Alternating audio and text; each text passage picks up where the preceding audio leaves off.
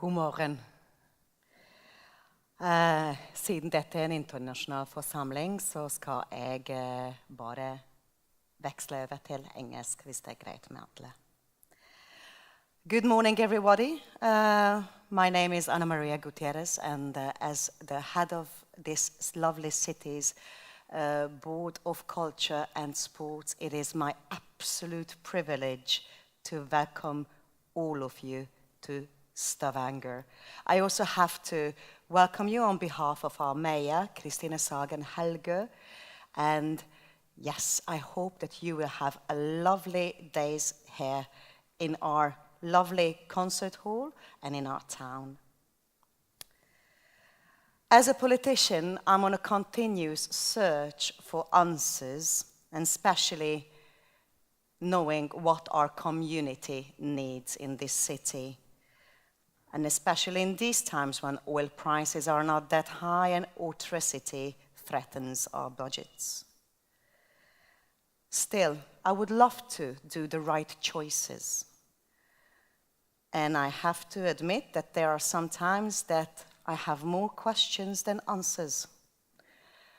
And that's when it comes really handy having good advice, research, numbers, and yes, competent people.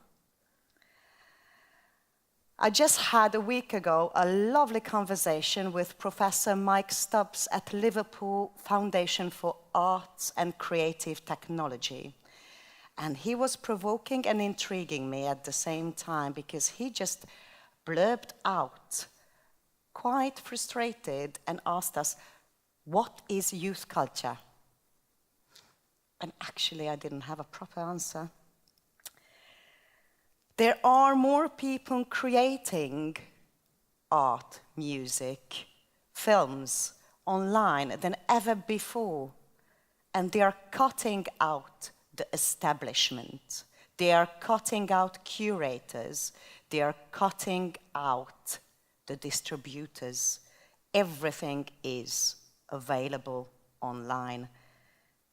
So he just asked me, why should they need us?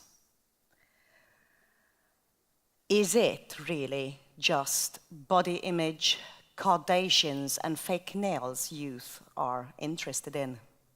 Is it? Or is it in a digital nation, in a cybernet age, exactly the right time for art to create distraction from digital dependency? Because yes, the next generation might be just dependent and distracted and not having time enough to reflect about the real life. Because yes, they have to check in on Facebook. And no, I'm not a skeptic. I am what you can call a digital native. I am on all platforms, and my 10-year-old is even worse. So yes, we have to address when culture is the collective storytelling of our nation, what is the next generation interested in? Is it so that actually the algorithms should only decide what we read? Is it so that our prejudice should be just confirmed again because Facebook suggested it so? Is it that you only get the reaffirmation that you're not thin enough because Instagram has another account you're checking on?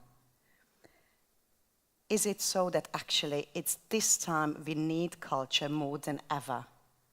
But we have to ask then, who has to make the first step? Can we find the audience, or shall the audience find us?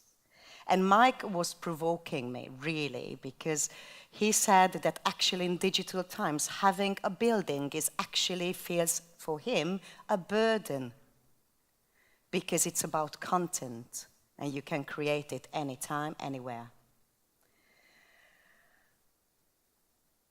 But can really an event-based contemporary art intrigue us just enough to get a digital break and create meeting spots for real human encounters. And yes, there's another thing we have to address, the gap. And Mike was really, really, really frustrated about Brexit. And he was frustrated about the gap. They didn't believe that it could happen, and it did.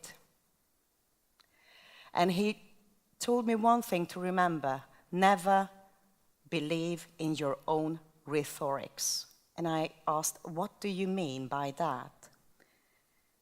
Do challenge your own thinking, he said.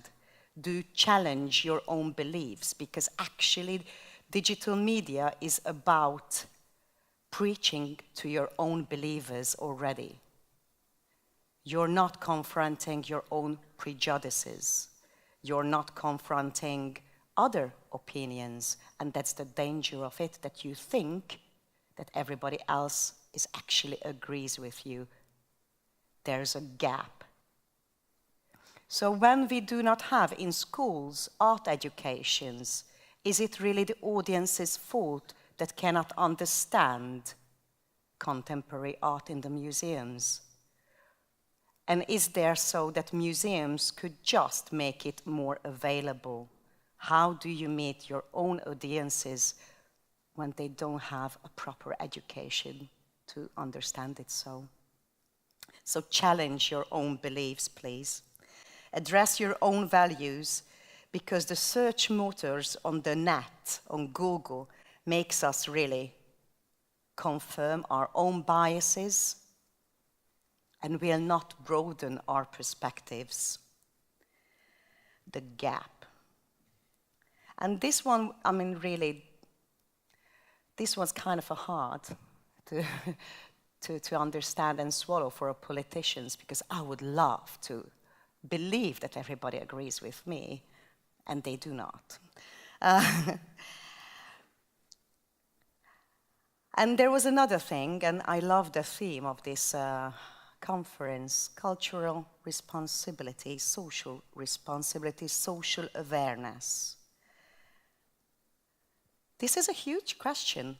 Is social awareness a responsibility of musicians, artists, and writers? Is it? Should it be so? Shall an artist care about mental health, youth, drug addicts, veterans, less fortunate families, refugees? Should they, or should they only think art and content? And there's another huge question: money.